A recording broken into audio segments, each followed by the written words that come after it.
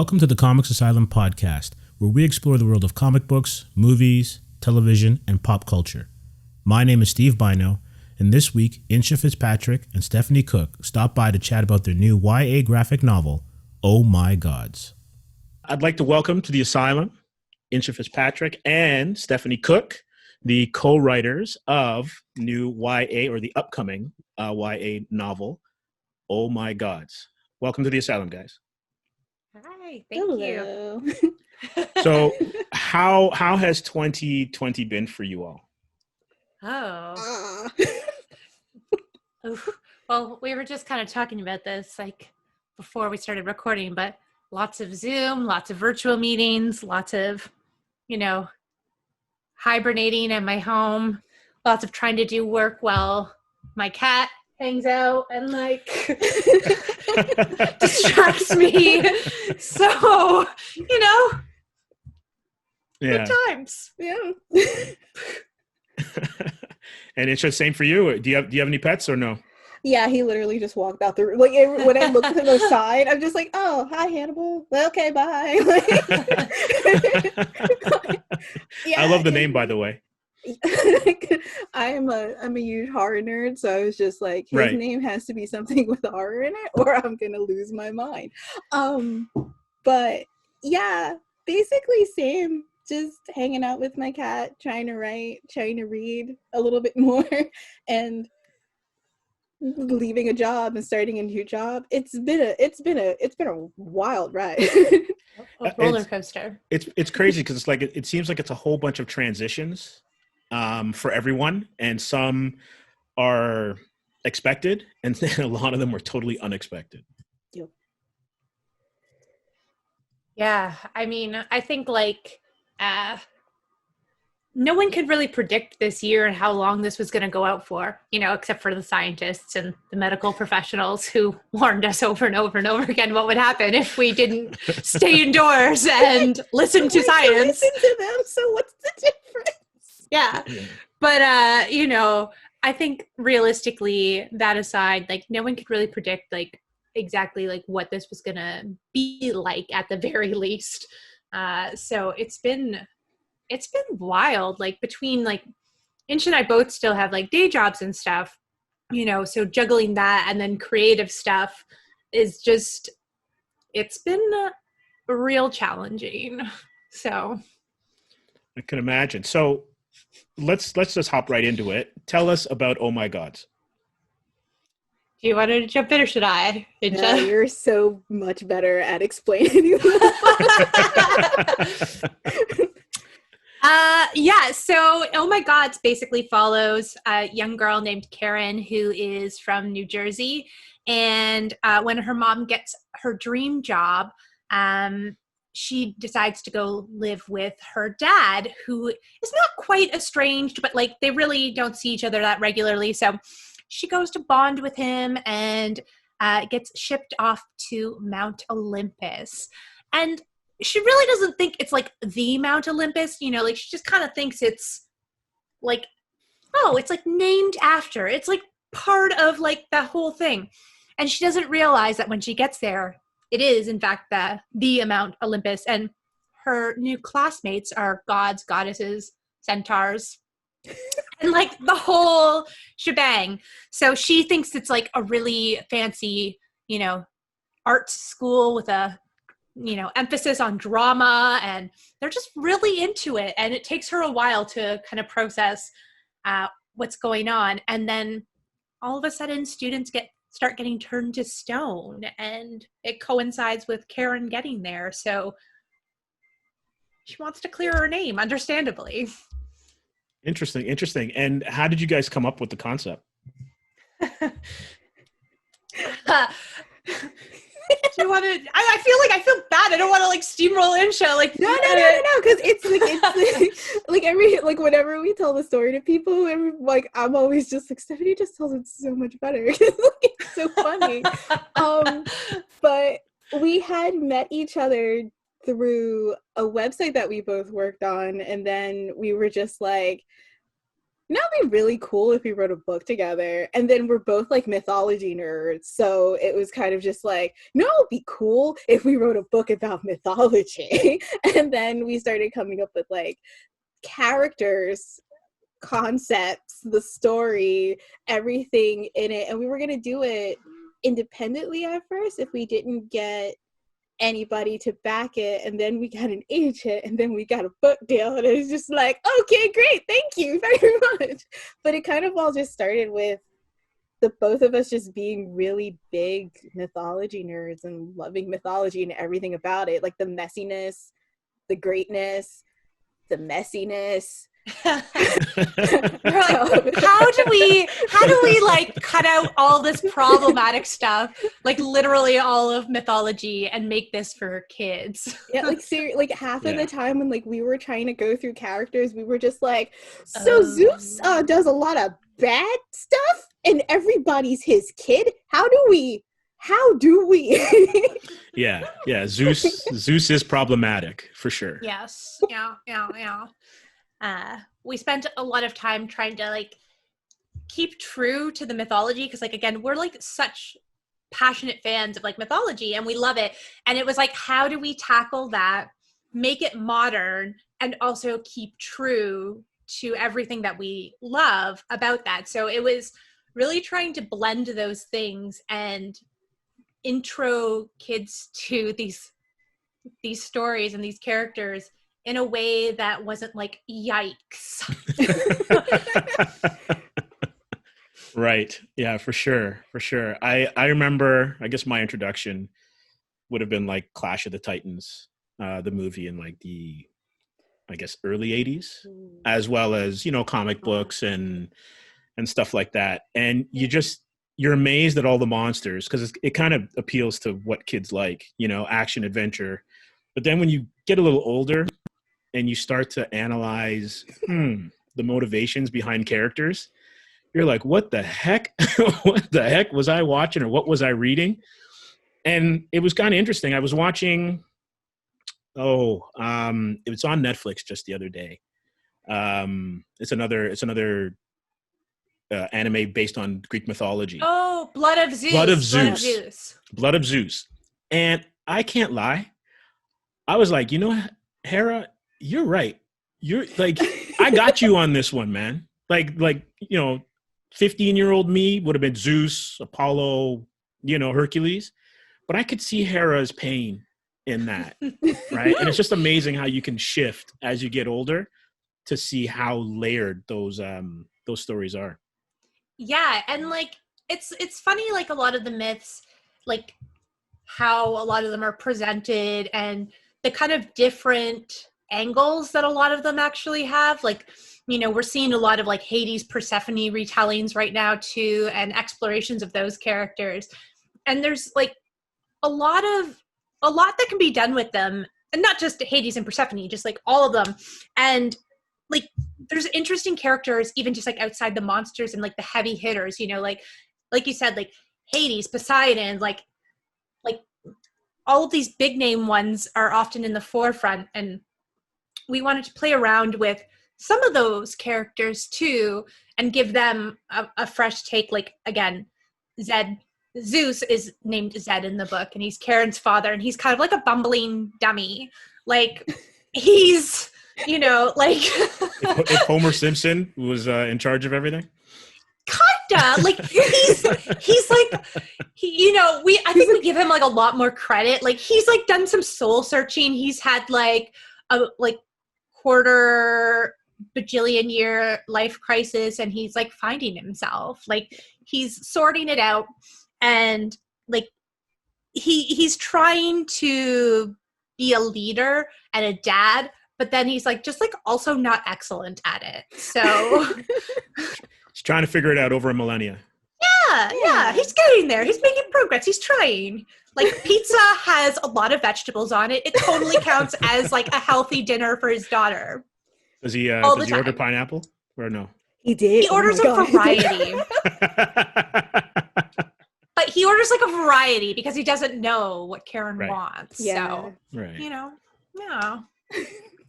Excellent. And I can just tell by the way that you guys interact, that your relationship is pretty strong. And I'm going to assume that the friendship is what drew you two together to actually be on this project.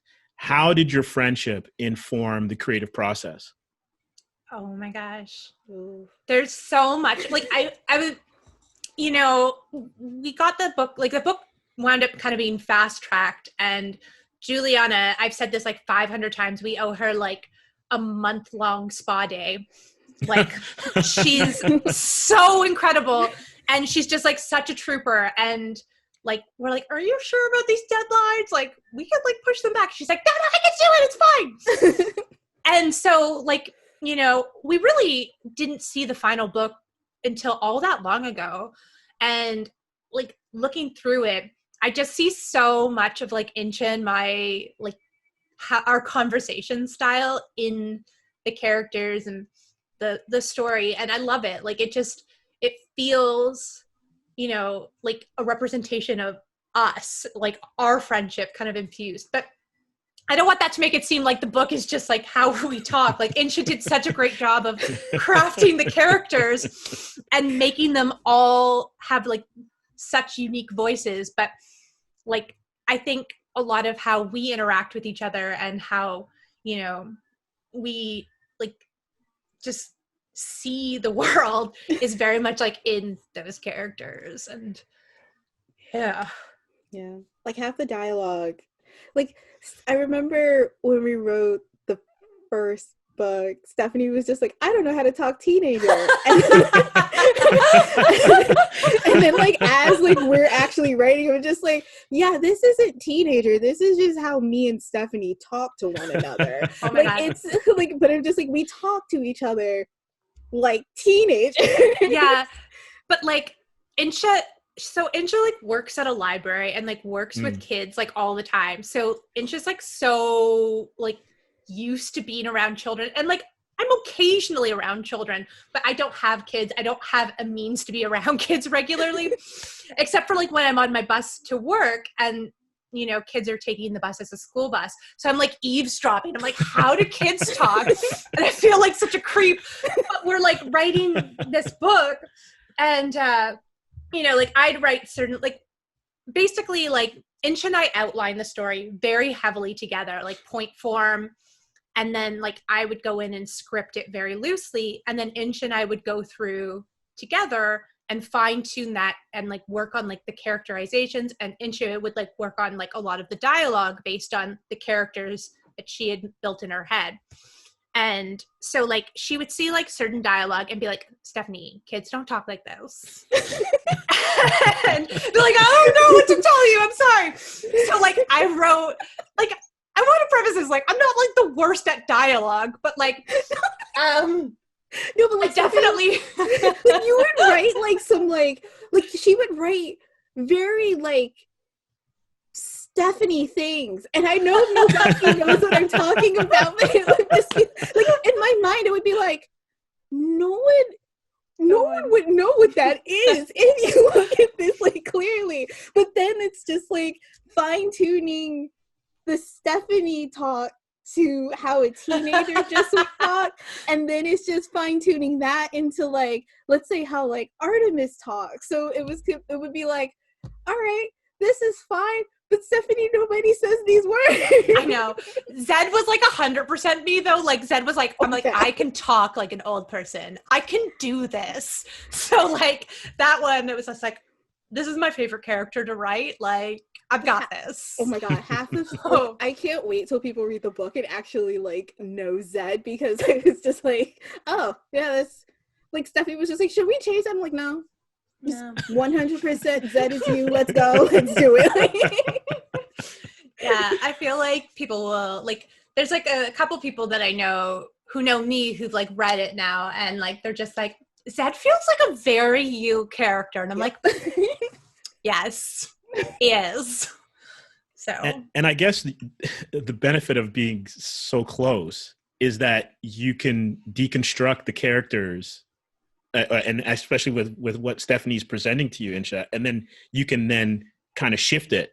If you didn't know her that well, it might have been a little bit more difficult, not only to change what she's put on the page, but also to get what she's trying to say that you may not necessarily agree with in terms of tone or just characterization. Oh yeah, but it's also very weird because like the way that Stephanie and I had worked at it was it was so interesting because like I would just be like okay, I'm gonna give a small example, and I think Artemis is probably the best example that I can give, where I was kind of like, I want her to not be mean because she is a champion of women, but I also need her to have a protective streak about her that kind of like coincides with like who she is as this new character. And then when Stephanie and I worked at it, I was just like, I really like I just need her not to be mean.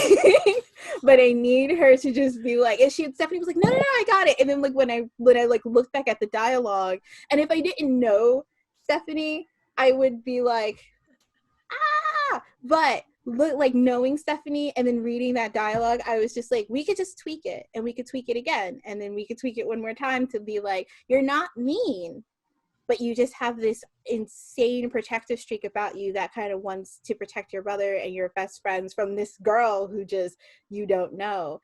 And it's a lot of just me explaining character development, like not character development, because like Stephanie obviously knows character development, but like it's like like it's like me explaining like a lot of just like the background of things that I had in my head. So like for context here, like we came up with like the base characters together and stuff, but like Insha, also background on the background, our team is called #NoChill because we have no chill whatsoever. Like right. At all. I wanted to actually ask you about that. I really, there were two things. There was that one, and then also how Insha puts together the dossier of each character. It's like, wow. It's disgusting. Yeah.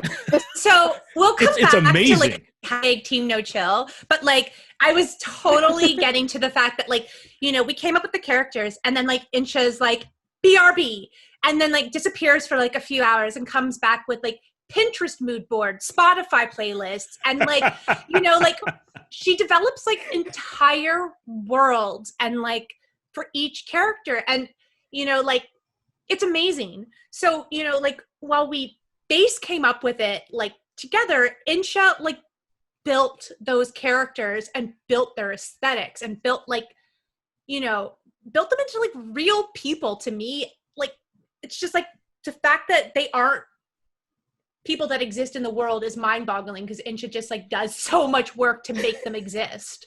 So Insha, are you like an FBI profiler as well as a writer kind of thing? Or He just really likes true crime. I just really like true crime. And I like knowing different people and I like observing people.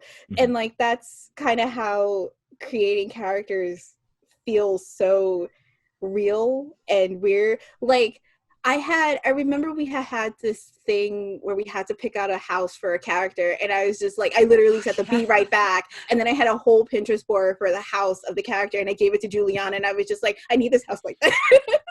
I love how like Insha, like if Insha's like unsure of like how we'll react to something though, like most of the time like we're all on the same page with stuff, but like if I had a nickel for every time Insha started a conversation with, okay, but hear me out. Like just, what if? So like, you know, we both had a lot of big ideas that we had to tone down in each other. Cause like we would just like incorporate elements that we couldn't really like explain in any kind of logical sense. And then we'd be like, but this, and they'd be like, no, that doesn't work. And we just, it was a process in trying to like find like a happy medium between our, again, no chill levels, which is just like, like all caps, like we're so excited about everything. And then like realistically what our publisher is going to put in a book. Yep. So, right. Yep. Right. Yeah. And how did that delicate balance between your artistic vision versus meeting what the publisher is going to accept? How did that work? Lily is an angel. Very easily, honestly, because of Lily. Yeah. So our editor is Lily Kessinger. She's like the best human ever, and so patient with hashtag Team No Chill. But like, you know, she made the book what it is. Like, you know, we developed this story, but like, she gave us such great notes to bring it to the next level. And like, you know, like we're really proud of like our first draft. And it was like the first thing that we tackled, obviously, like together as a team. And if that had gone into the world, I would still be proud of that because we did it together. But Lily, you know, gives very honest and real feedback to be like, but what about this? What about this? What's the motivation? What's the timeline? Like the timelines, but like, she let us be us in so many ways, but just made sure that like the bits, you know, all kind of came together for somebody who isn't in our brains. Yeah. Right. So like Lily was really, I remember Lily was, well, she still is, but like Lily was really big on the world building, which I think helped me and Stephanie so much with how we narrowed our ideas down too. Because we were just like, what if they were just here? And then Lily was just like, no, maybe not. Like, they need to think about it a little bit more. And then like we would come back and we would be like, she'd be like, oh, that's perfect. You do that then. It's like, oh, Lily, bless your heart. Love you, Lily. Yeah, like she's really good at like, she's our like, I think like I'm the book mom of like our group, like our creative team. But like Lily's like our like publishing mom. Like she, you know, looks at all of our work and is like so supportive. She does the best manuscript like editing sandwich. I don't know if you've heard of that, like the hamburger, where it's like you get an editor and it's like, oh my God, this is so good. You guys are so great. This is like, wow. But, and then it gets into like, you know, all the notes, and then it's just like, but we're in a really solid place. You just need to incorporate all of those notes, but like, I love you guys. Yeah. The challenge as a writer is you have this burning carcass and now you got to rebuild it. Right. Yeah, After being, this is so amazing, but the but is like, Yeah. And all of her notes made sense. Like, you know, we signed on with Lily like from the get-go because all of her initial notes on the story tracked with things that we felt would make the book better. You know, like before you sign on with a book publisher, like you have a call and they kind of court you in a way where they're just like, we love this. Like we want this. Here's my vision for it. Does it align with what you know, see for the book? And you don't want to just like sign on for the sake of signing on to something. You want somebody who's going to bring the best version of your book to life. And Lily just has such a great way of thinking that's different from ours. And, you know, like not just like different, like she is definitely the same no chill lifestyle as us, but like she approaches things like in a way that we don't always see because she's not as dialed into some of like the geek culture. So like, you know, references and things, it's like you have to dial some of this back and like, you know, amp this part up. And she really helped us narrow our focus and just bring a lot of like the characters, like it's one of those like kill your darlings where we like literally kind of had to kill off a character from like the initial kind of ensemble that we had written in, and they're coming back later on. They're not like dead, but like, you know, it's like spoiler alert. Yeah, I know. No. Well, in our original pitch, we had more. Yeah. Okay. In our original pitch, we had a bigger like core group, and then we were like, okay, we need to like dial this back and, you know, put a little bit more focus on the characters that are already here. So it's a really good process. Like I know a couple other people who are working with HMH books and Etch now too, and like I swear, like I'm just constantly sending them messages and being like, you're gonna love them, they're just the best. Like even today we announced like a cover reveal for the second book, and I was like over there on Twitter, like our book designer, who's also like the head of Etch, And I was just like, they're so good. Look what they did with the barcodes. Like, I literally love everyone there and what they've done with the book. Like, I want to hug them all, but I don't because COVID. But like, virtual. Yeah. So. And I guess that's a bit of a relief, right? Because, you know, when you have this thing that you're building, it's a part of you, and then you're giving it up into other people's hands who may not always see it your way. And the fact that they seem to respect what you both have put into it and what you're trying to build, and then add to it as opposed to detract to it, must be very refreshing. And then also give you a bit more creative freedom to know that, okay, we can go and you know, be maybe a little bit wacky or push things in certain positions, but then still be in a safe space when you're actually creating things. Yeah. Lily and Andrea, like our book designer, again, we were in contact with them like so often, as well as Juliana. I know I'm not throwing her in there, but she is the unspoken other person that is always in this conversation. But like, you know, we'd be having like talks about like the story and the dialogue and like what we have going on. And my favorite, like one of my favorite things about Andy and Lily is just like, can we add more puns to this? And I'm like, I love them so much. I love them. Like, I have another book with them that's coming out in July called Paranorthern. And like my favorite conversation, like, or my favorite thing that they've told me about like the meetings with that is they literally held a meeting to like best incorporate puns into the title. And I was like that's my favorite. They had like a whiteboard and like it's called Paranorthern and the Chaos Bunny a Hopcalypse. And so they were like, how do we properly convey this? How do we put puns in this? And like, that's my people. Those are my people. Yeah. I don't know what that had to do with anything, or if I just went on a tangent about puns.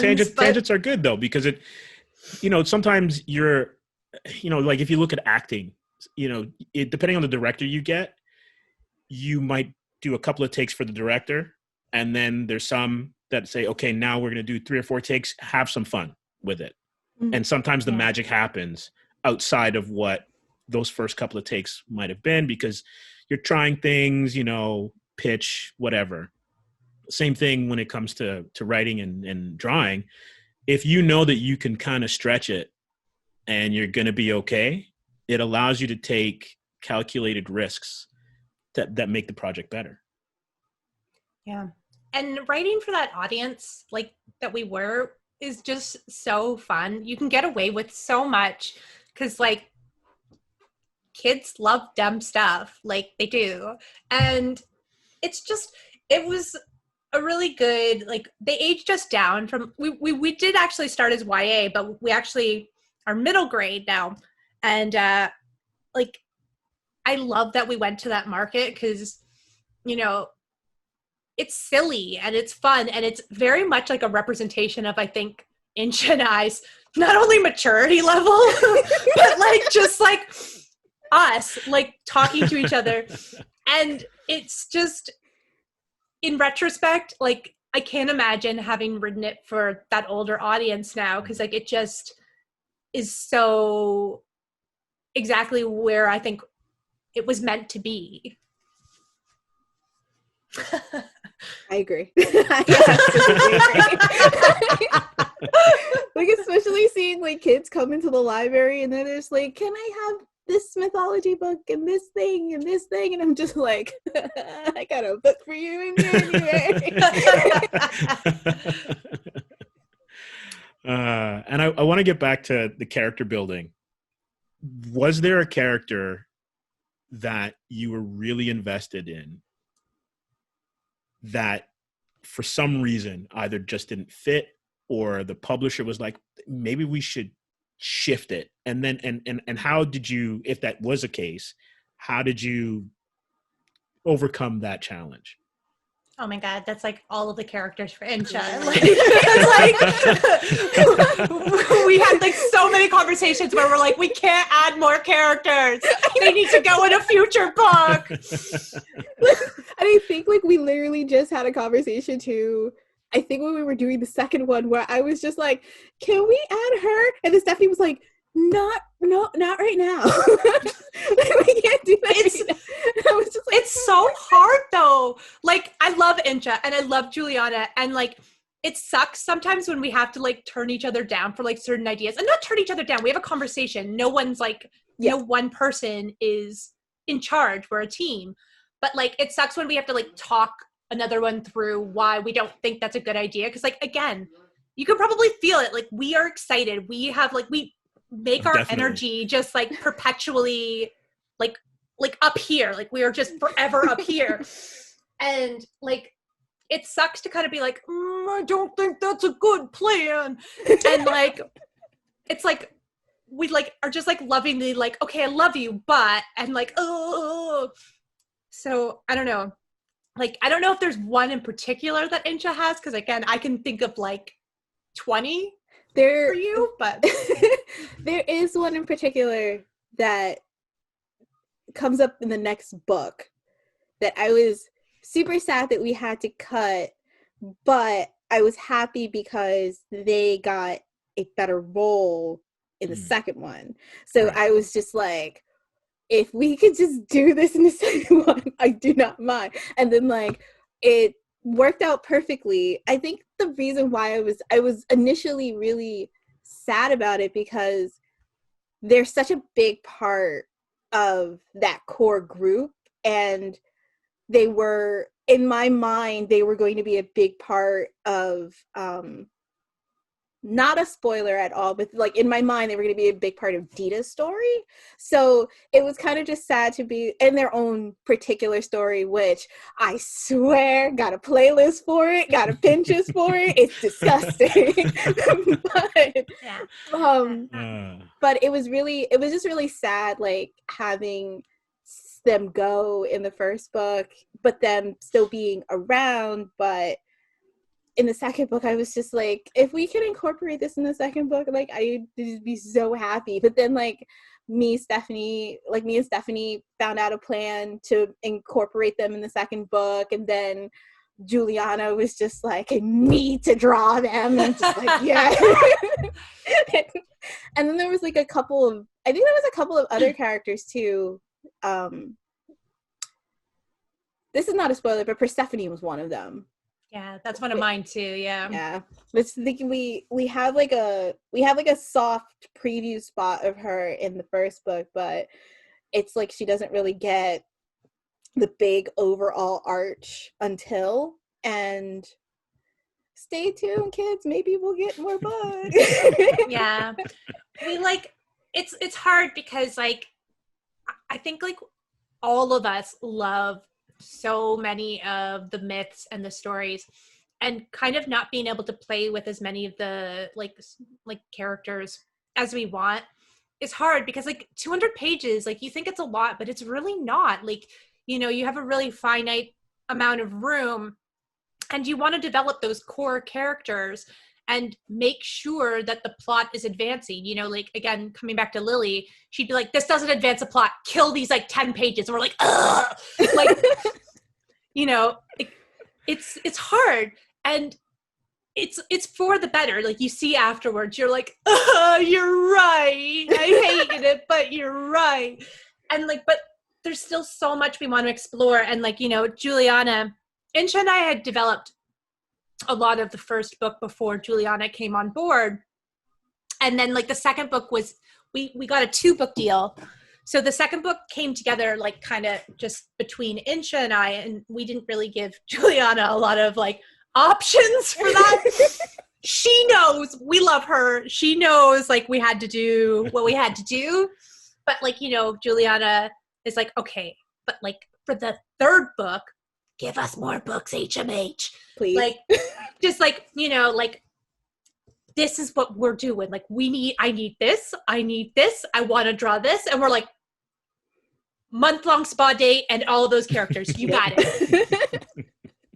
So it's hard. Like, you know, there's, again, Karen, we were really tickled with the idea of having, it's a bit cliche, you know, you have somebody who's not one of the kind of gods or goddesses come in and they're like either a human among gods or they're a demi god or goddess or something.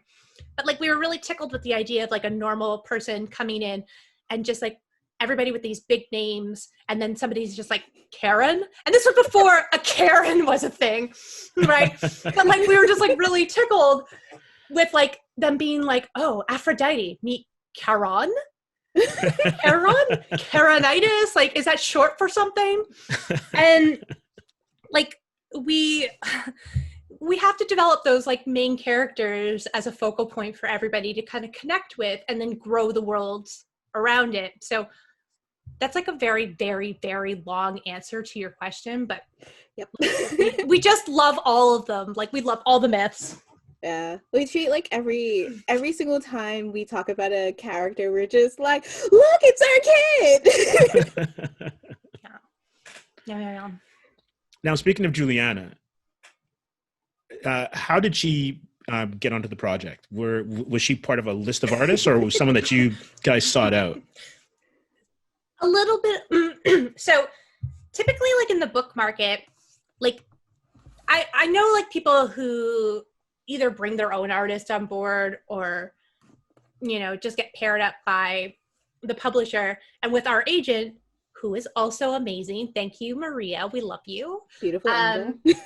Beautiful angel dealing with Team No Chill. But like with a lot of like the clients that Maria represents, she prefers to represent like one aspect of the team and then like let the book publisher pick the artist. But because we had thought that we were going to pitch it to the comic market, right, which isn't like so crazy about agents. They're just like, yeah, sure, we'll work with the creators. This is fine.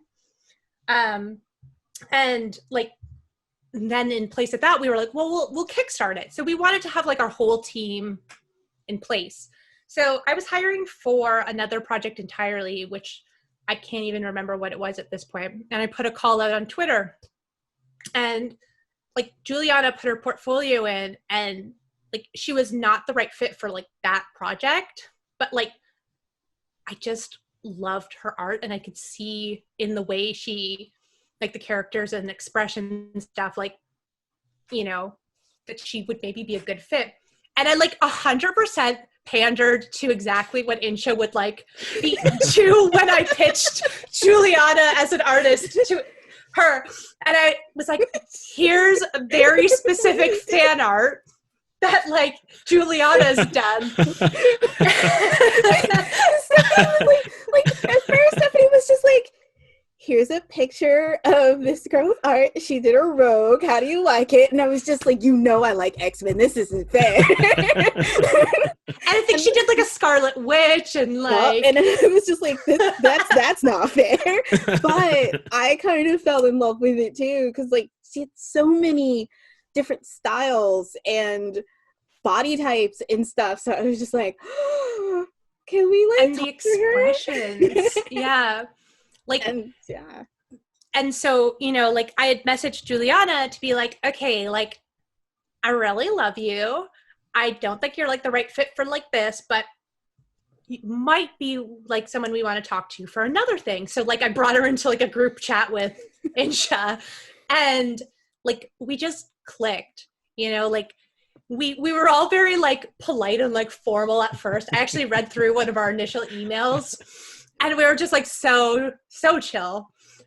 What a time. But like, you know, like we quickly just like settled into being comfortable with each other. And it was like, this is the team. Like, this is, you know, like exactly who we want to be working with. And like, I can't imagine anybody else on this book.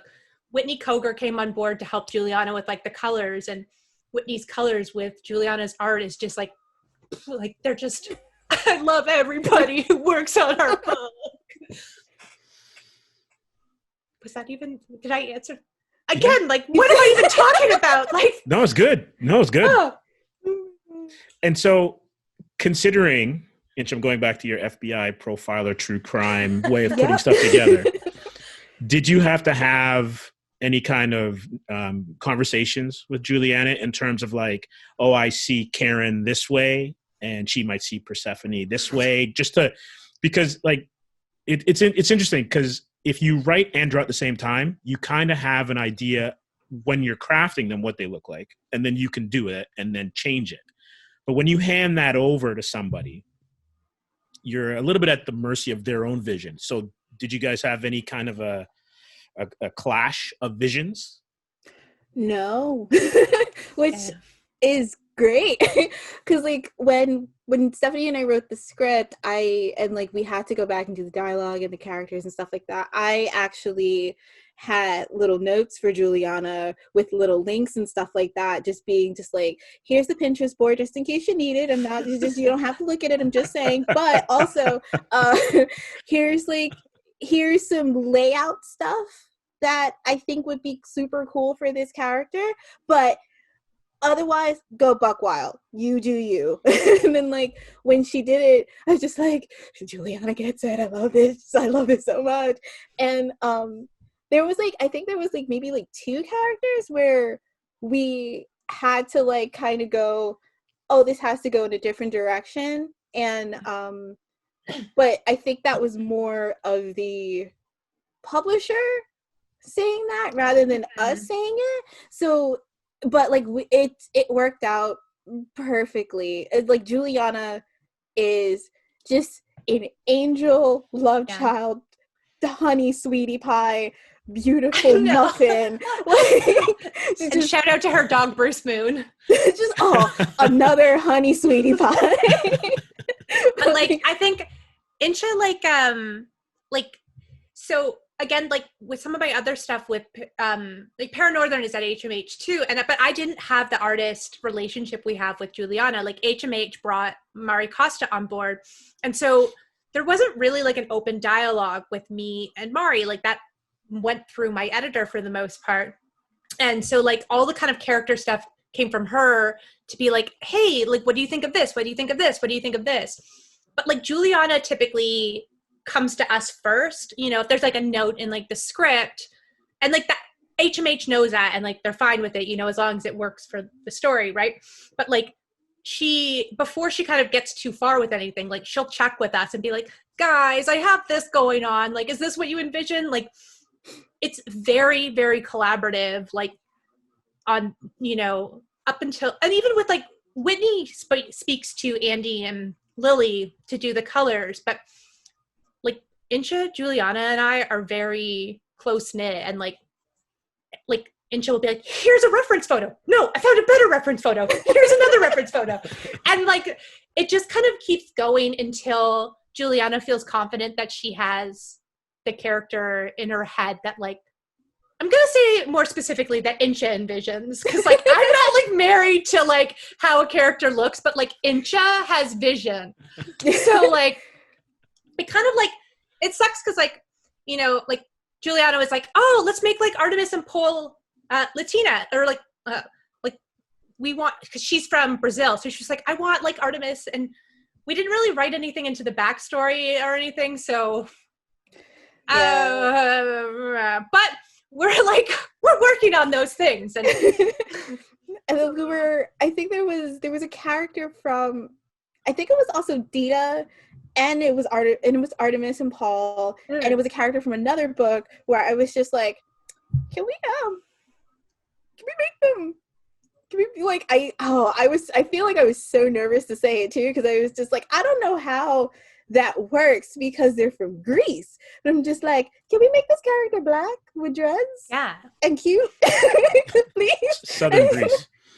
And then they were just like, yeah, we could just make them Afro Greeks. And I'm like, yeah, great. Yeah.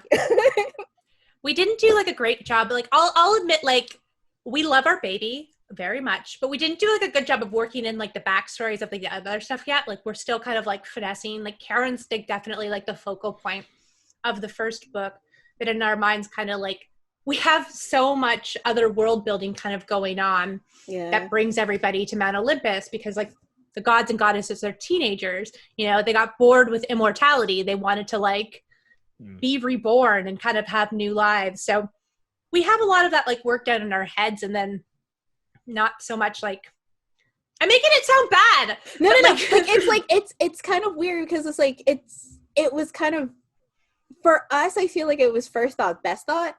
And then it was just like, get it on the paper, and then we'll tweak it, world build it, do the characters and stuff like that. But I feel like we would have to fully, like, especially me, I would like fully just have to explain every detailed history of the character for you to know that all of these characters actually have like some stuff going on behind them. Yeah. And we would need longer books in order for me to actually explain that too. Right. It's hard because, like, you know, like, and I get like the, like, some of the people being like we don't see as much like diversity in the cast, and like that sucks for us because like that was like 100% an effort, but we didn't write it in, so it's like a fair criticism, right?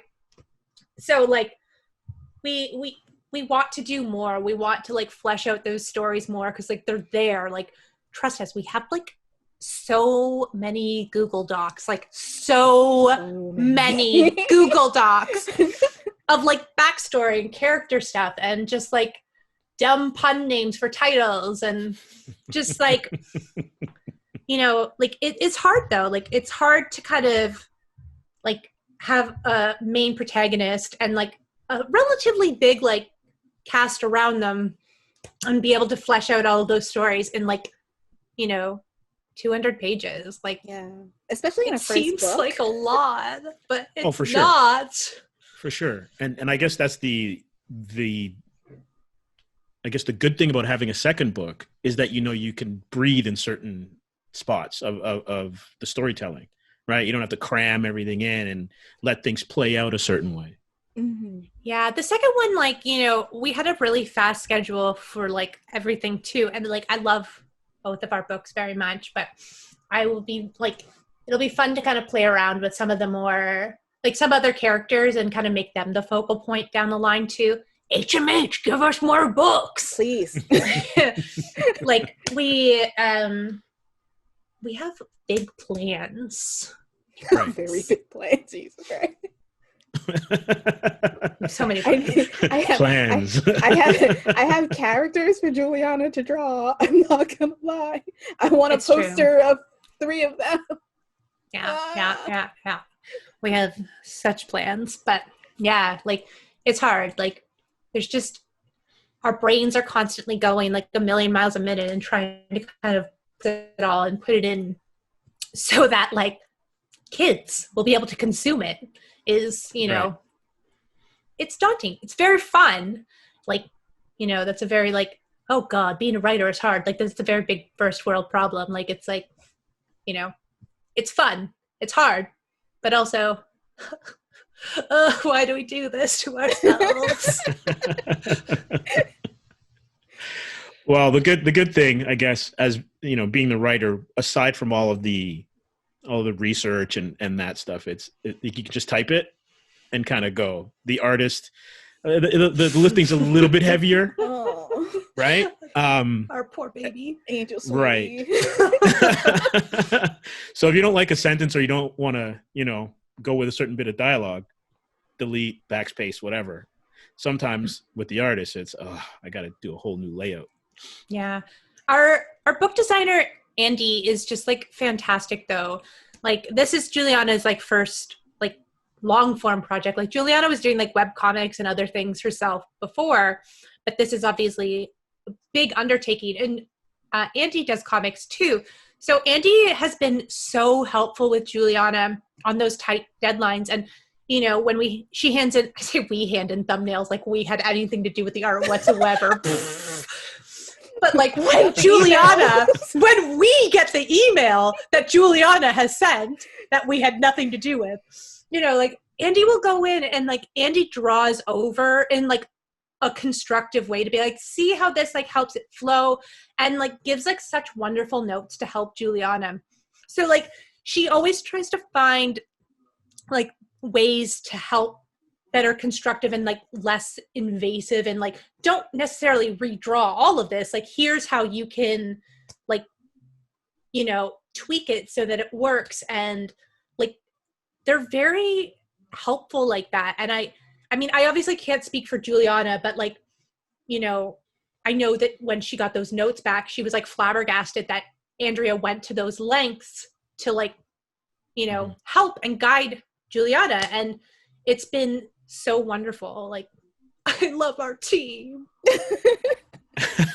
And so have you found that by the time you got midway through the second book, that it was a completely different working experience than midway through the first book or even to the end of the first book?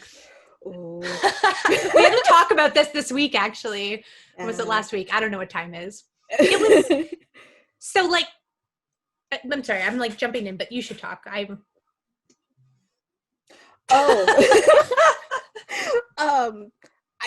The second book was a little bit harder for the both of us. First of all, it's 2020. We were both exhausted. So by like the time we were getting notes back, we were just like, why? But it was different in the way that me and Stephanie both were just exhausted by that point. Lily, darling angel face, beautiful siren Lily, she was just like, you should just do this and this, cut this page over here. And we were just like, whatever you say, Lily, we're following your instructions. You got this. Like, yep. We had a talk this week too, and we were like I think it was this week, maybe last week, but like we were like, in retrospect, we were like really burnt out. Yeah. So like for context, like I had sold Paranorthern at the tail end of 2018. So I wrote like a 250 page graphic novel from then until probably like, I think I wrapped up in March. And then Insha and I sold Oh My Gods in May. And we got the offer while I was like working as a staff member at TCAF that weekend. So I was like, I can't process this. Right. And like, they fast tracked Oh My Gods because they loved the concept. And they were like, we really think this would be, excellent for the fall. And so they wanted like the script like a month from then. And we were like, yes, but also like that was just me because I was like working and I was frantic and dealing with a cult, but that's another story entirely. But like, yeah, no, that's a weird thing to just randomly drop in there. That's another story. But like, so like we had done like a lot of like the work for the book one, ourselves. And so that the groundwork was there. So that wasn't a big deal to kind of fast track that and get the book out the door in that time period. But, you have to do like numerous drafts and like Insha's in New Jersey. I'm in Toronto. So, we're like coordinating on Messenger and like Skype and that sort of thing. I don't think I've ever used Skype with you. I don't know why I'm saying that, but like on calls, whatever. And, that wrapped up and we're really excited. But like right away, then we have to pitch like what we want for the second book. And like, again, we hadn't even had time to really process the first one. It was like really kind of, a whirlwind. And it's a good problem to have. Like, do not get me wrong. Yeah. But like we really had to kind of like get these like pitches in for the second book and like narrow down and then write it. So, by August or September, I think we had to have the first draft of the second book in. And, so from basically May to October, November, we wrote 2 full-length graphic novels and did like numerous drafts. So like it was a lot. So during the second one too, we had a lot of like, that wasn't as refined because that was like a brand new idea that we were bringing to Lily right off the bat. So we had like a lot of like work to kind of do on that. So I think Insha and I like just were like, I love you, but I don't want to talk to you for a while. Yeah. Like it's like, it's not personal. Like it's a little bit personal, but like not in the way that you did anything. We just need space. Yeah. But, like it was a lot. It was a lot. And it's like at that time too, when we were doing the second book, it's just like, I was trying, like I had gotten another writing gig and then I was trying to like shift out of my job and then I was trying to do like another thing. So like, it was just like me and Stephanie just being like, like how Stephanie just said, listen, I love you. You're just my put and pop, but at the same time, we just need that like little amounts. But then like when we got back together to do it, it was so much fun. Like not playing favorites on that book, but the second book is like my favorite. It's very fun. So silly. Yeah, it was very fun.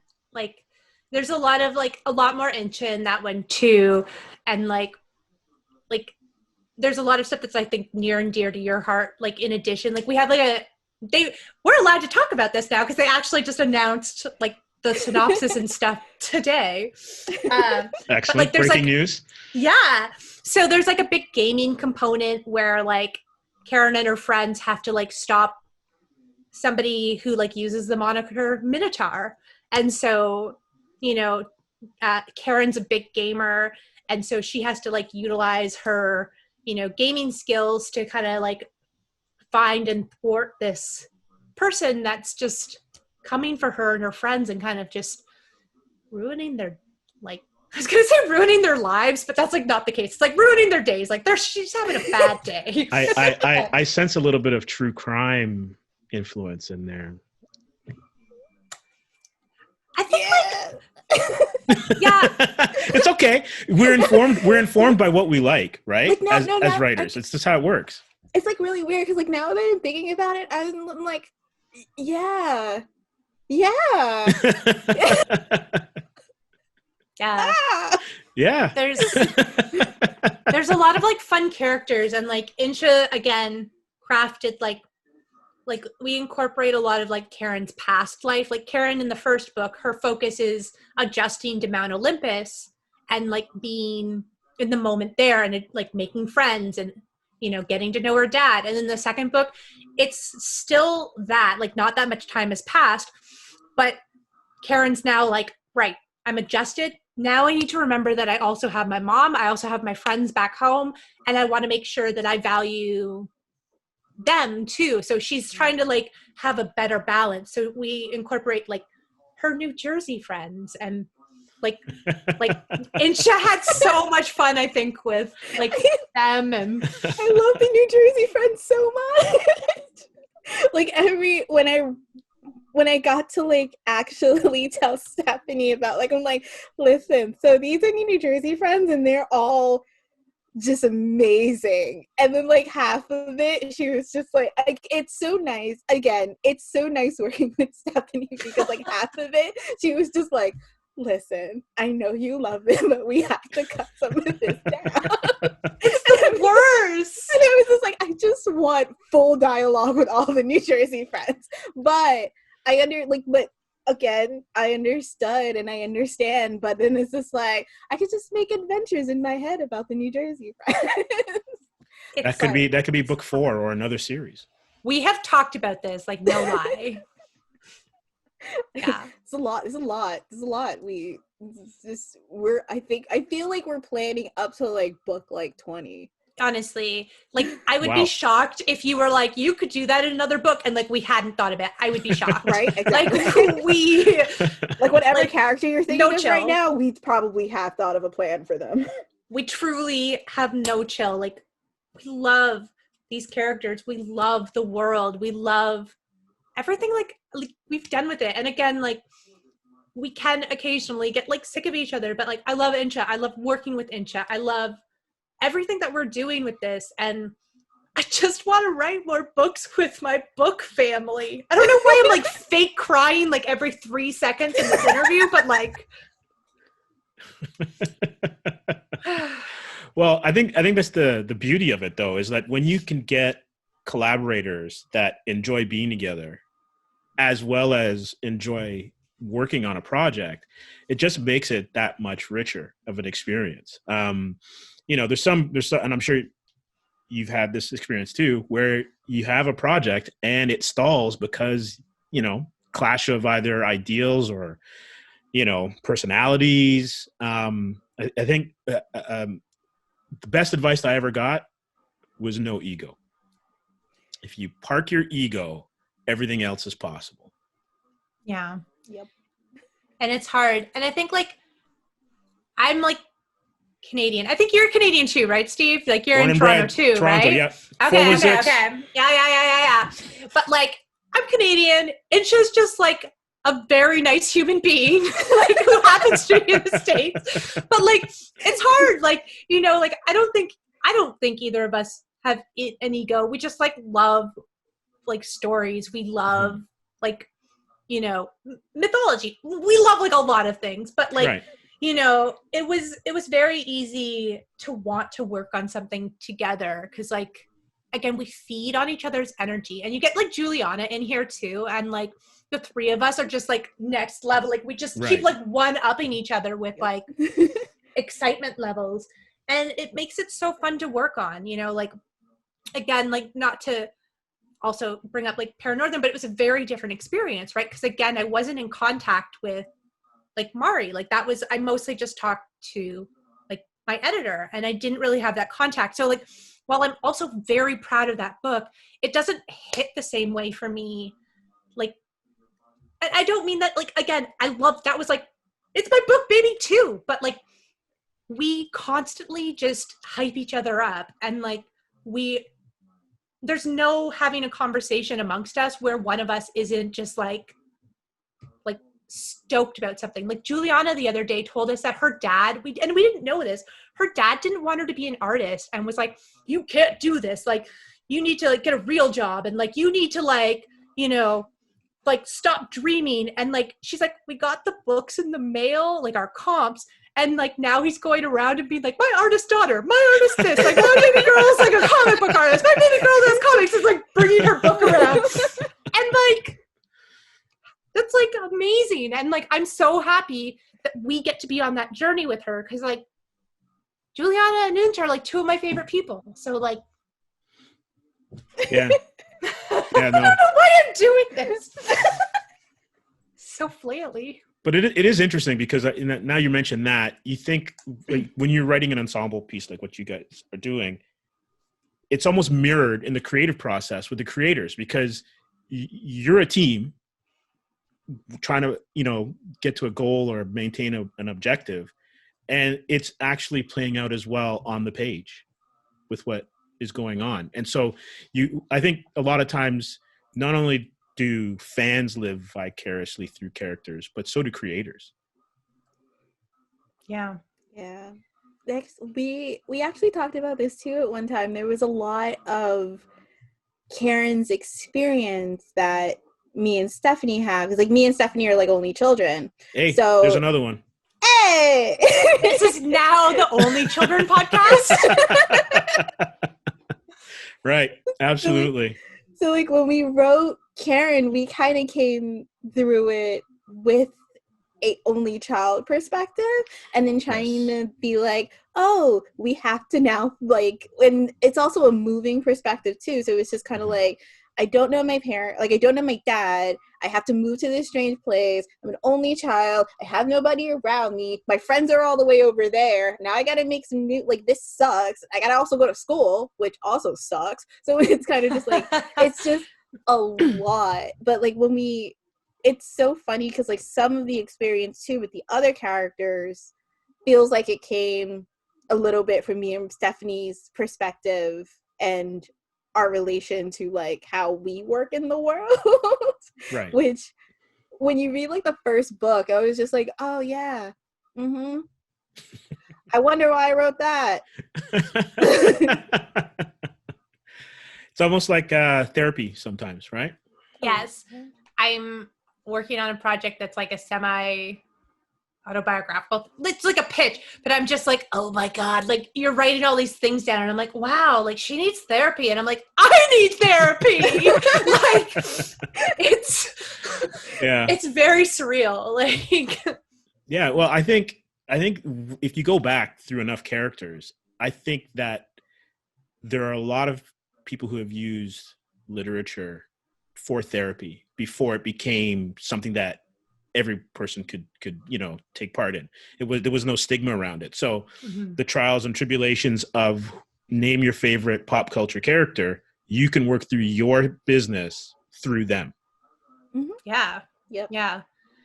And there's definitely like, and not like Karen's like our only baby protagonist, but like spoilers, Medusa's in it, which you probably may have deduced if you from the beginning. Yeah.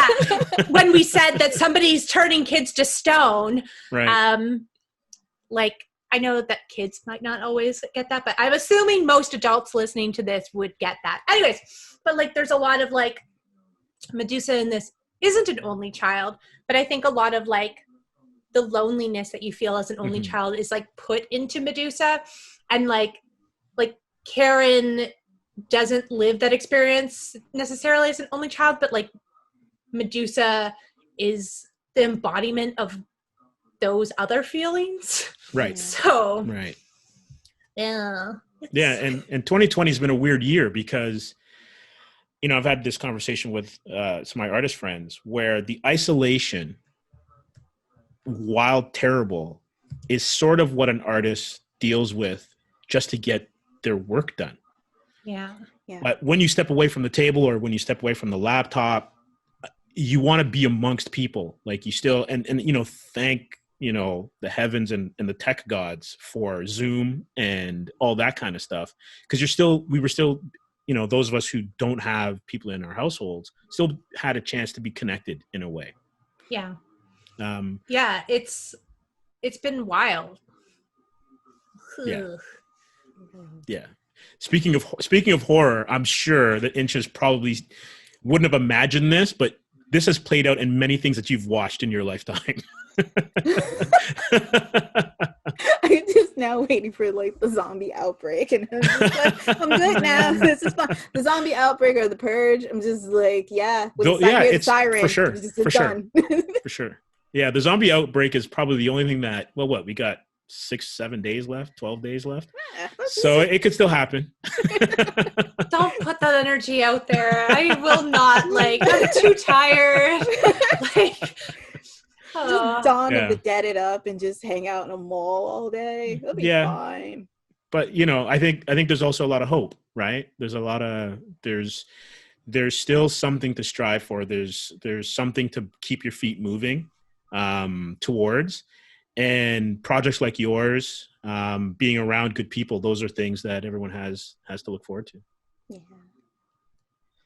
I hope so. It's going to be surreal to have like, it's weird after working on this for so long to have like our book Child come out like mid-pandemic.